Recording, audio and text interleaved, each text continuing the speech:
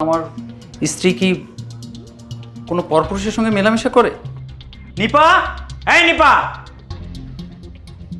কি ব্যাপার এইভাবে ডাকতেছো কেন? কোথায় ছিলা তুমি?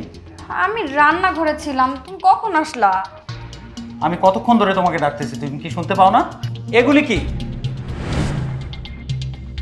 এগুলো রুমে কেন? কোথা থেকে আসছে এগুলি? তার মানে তুই আমার অবর্তমানে এই সমস্ত কাজ করে বেড়াস? তোর মতো মেয়ে মানুষ নিয়ে আমি আর সংসার করব না। বেরো আমার রুমের থেকে। তুমি আমার সাথে এমন করতেছো কেন? আমি কি এমন করেছি? আর এইগুলোর সম্বন্ধে তো আমি কিছুই জানি না। আমিও তো দেখে অবাক হচ্ছি, এগুলো আমার বাসায় কিভাবে আসলো। তুমি আমার সাথে এমন খারাপ ব্যবহার করছো কেন? আমি বিশ্বাস করো এগুলো কিচ্ছু জানি না। যাও, এই মুহূর্তে বেরো। আজকে রাত হয়ে গেছে, তাই তোমাকে বাড়ির থেকে বের করলাম না। তুমি পাশের রুমে গিয়ে ঘুমাবে। তোমার বাবা মা আসলে কালকে তুমি আমার বাড়ি থেকে চলে যাবে। আমার সামনের জন্য তোমাকে আর পড়তে না দেখে। যাও, বেরো এখন। আমার কথা শোনো। আমি তোমাকে বের হতে বলছি, বেরো।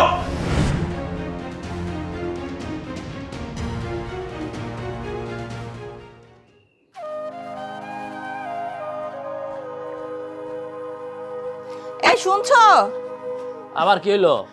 আরে দাঁড়াও, এদিকে তো সর্বনাশ হয়ে গেছে। কে কি হয়েছে? তাড়াতাড়ি এক্ষুনি মেয়ের বাড়িতে যাইতে হবে। মেয়ের জামাই ফোন দিছিল। মা তো ভালোই আছে, এখন আমি যাইতে পারবো না। আরে এই আমার কথা শুনো, নিশ্চয়ই খুব জরুরি।